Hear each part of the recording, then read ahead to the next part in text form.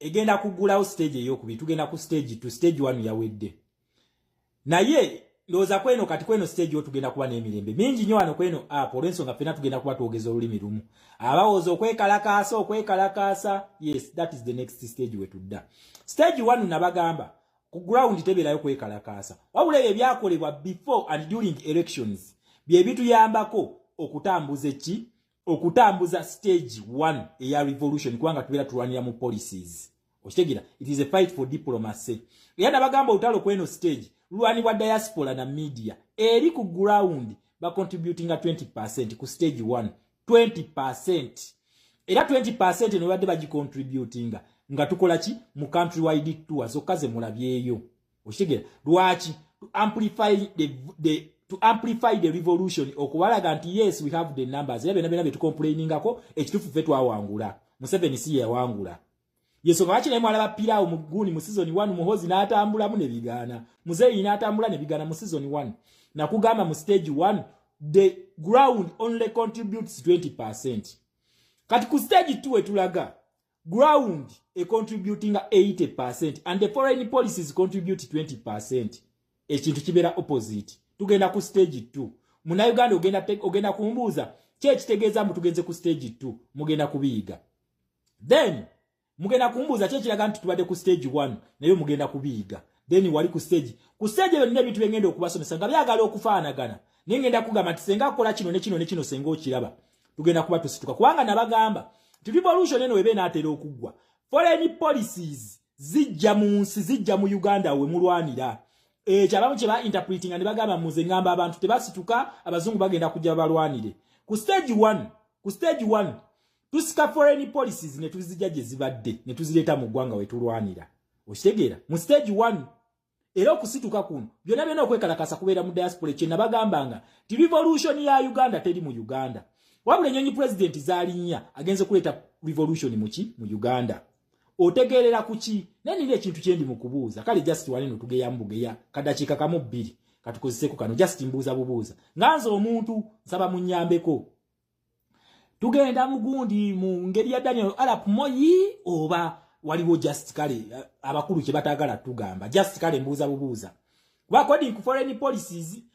foreign policies either ono musajja alina okukiza ekintu kye bayita democracy ne kigenda mu maaso ne human rights oba tumujjako na force oba kigenda kweforce nga kyo kigire kuba takyalina option either alina okukikkiriza mu mirembe oba kyo kigenda mu force nga kigibeerewo mu force kwebyo ebibiri kakati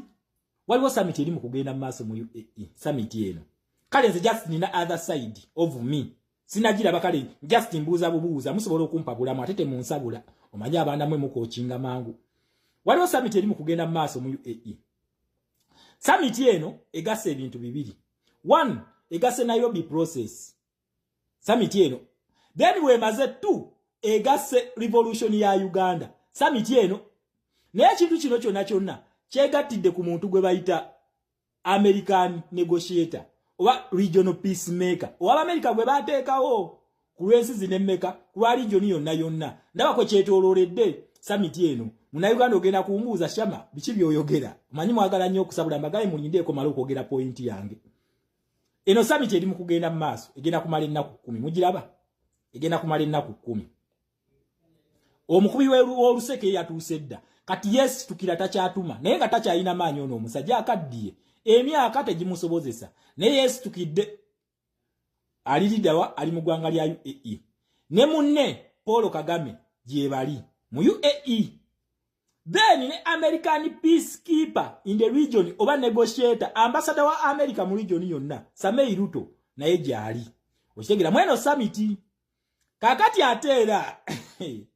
mweno gundi yennyini summit eno mu nnaku zaayo zeerina okugenda mu maaso tulabaoneka tuwa waneno wano waliwo katuwa wano nze nabagamba ebintu bino era ngeri gye tubadde eri nga tukyali mu stage 1 ya foreign policy nze sitera nnyo okutunuulya event egenda mu maaso ntera nnyo okutunula wali anyway saagala mugambe nti bino nabyogedde just nze mbabuuza bubuuza nange nsaba munziremu abatesitesi wemba nga ndi mukyamu deni mumpabule nze nabagamba ebintu ebigenda mu maaso situnuulira nnyo bivulu si bye ntunuulira always nze njagala nnyo ne neetegereza ndabe ekintu kino kisibira wa kakati mu kintu ekyo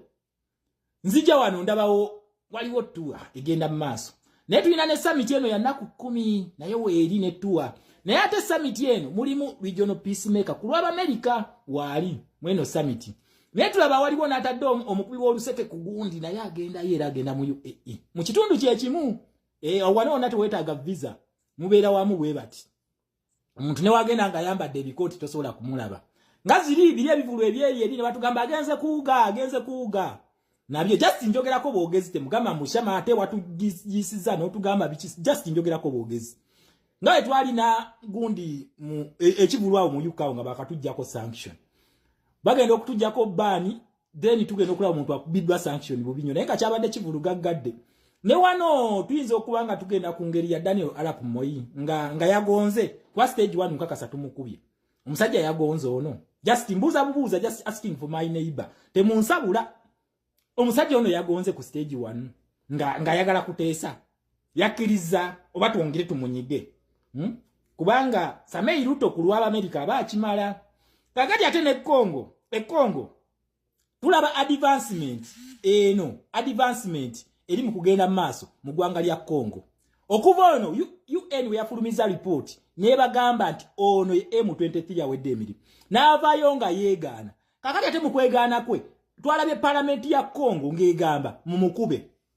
mumukube naye mujjukire nti ono yagaana mu Rwanda process bana babiri bano bagaana okugenda omuye yagenda era omuwe yadda ne baddamu kwebuzaabuza nga abafuka banaaba okakananga Rwanda process tukoze eki tugisazeemu ne kuwe bagambye nti mukube ne bamu ultimatum ne mugamba jja amaje to advancement egenda mu maaso towns mukaaga zizze mu mikono gy'Abakongo naye nga towns zino zibadde stiff nnyo zibadde mu maje ga M23 amaje gano towns mukaaga zizze mu mikono gy'Abakongo gy'amaje ga Kongo mu North Kivu then mu South Kivu towns biri ziri mikono gya government biri era tulabawo ne ceasefire ndaba ceasefire eno eri mu meeting gye ziri then then anyway His Excellency Kyagulanyi ajja mu ggwanga lya UAE ne Kizempa naye ali mu UAE so bannayuganda mujje mu bungi nnyo tulabise Kizempa bya meeting mubireko baje eziri oba teziriyo tulina okumujjako kyekikulu okitegeera owakkiriza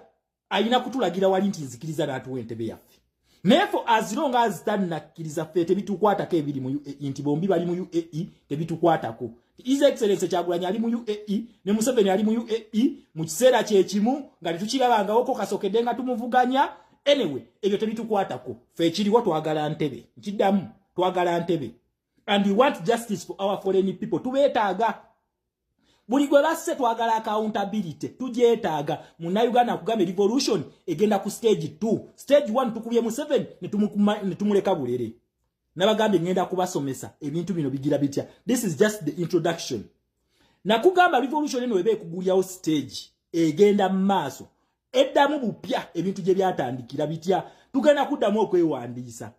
tugenda kuddamu obululu abavubuka tugenda biddamu bupya then tugenda kuddamu nominations z'aba president ne ba MPs tugenda kuddamu okulonda tugenda kuddamu campaigninga tugenda kakuuma tugenda kawangula tugenda kwerangirira kweyo stage kyekyenjawulo ku ya 2021 tetwerangirira batubba that led to the birth of the revolution kati kano kitegeeza nti Democratic Avenue zonna tuzimanyi senga akakwatamu kuba kwekalakaasa senga amenyayo Democratic Avenue yonna kubeera kwekalakaasa teri kirala okitegeera so ekyo kye bayita stage 2 okuba ku stage 1 ebibeera ku stage 1 byonna byeddamu mu stage 2 nga bwe byali kakati waneno tulina okubeera n'abeegendereza ennyo kubanga ku stage 1 twali mu paniki ne tuleeta ensolima kakati process eno weeddamu mu stage 2 already mbeera mumaze okukola observation stage party eno ngenda giddamu mu video yencha just waneno tubadde tulinawo bye twebuuza kale bibuuzo naye nga tetujja kufuna answer wabula answer zina kubeera results nga tuzirabye okitegeera kakati ku stage 1 nkugambye byonna byonna ebintu byeddamu ku stage 2 notegeera nti kati revolution ekoze eki yegguddewo ku stage 2 then ku stage 2 ebikolebwa byanjawulo tusisinkane enkya ngenda kutandikira kweno segment yennyini eya revolution eggulawo etya biki ebikolebwa biki ebyakolebwa mu stage 1 era Museveni ono kyekiraga nti twamuwangula mu stage 1 nzifayo eno eri mu meeting gye ziri then then anyway His Excellency Kyagulanyi ajja mu ggwanga lya UAE Nekizempa naye ali mu UAE. So bannayuganda mujje mu bungi nnyo tulabise Kizempe bya meeting mubireko baje eziri oba teziriyo tulina okumujjako kyekikulu. Okitegeera? Owakkiriza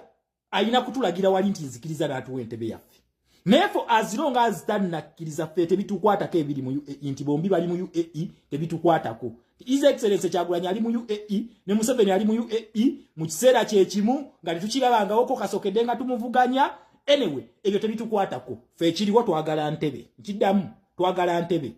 And we want justice for our foreign people. Tubeetaaga. Buli gwe basse twagala accountability. Tujeetaaga. Munnayuganda kugamba revolution egenda ku stage 2. Stage 1 tukubye Museveni ne tumuleka bulere. Nabagambe ngenda kubasomesa ebintu bino bigira bitya. This is just the introduction. Nakugamba revolution eno ebe kugulyawo stage egenda maaso. Eddamu bupya ebintu gye byatandikira bitya. Tugenda kuddamu okwewandiisa. Tugenda kuddamu obululu abavubuka tugenda biddamu bupya. Then tugenda kuddamu nominations z'aba president ne ba MPs. Tugenda kuddamu okulonda, tugenda kuddamu campaigninga, tugenda kakuuma, tugenda kawangula, tugenda kwerangirira. Kweyo stage kyekyenjawulo. Kuya 2021 tetwerangirira batubba. That led to the birth of the revolution. Kati kano kitegeza nti Democratic Avenue zonna tuzimanyi. Senga akakwatamu kuba kwekalakaasa. Senga amenya Democratic Avenue yonna kubeera kwekalakaasa teri kirala. Okitegeera? So ekyo bayita stage 2.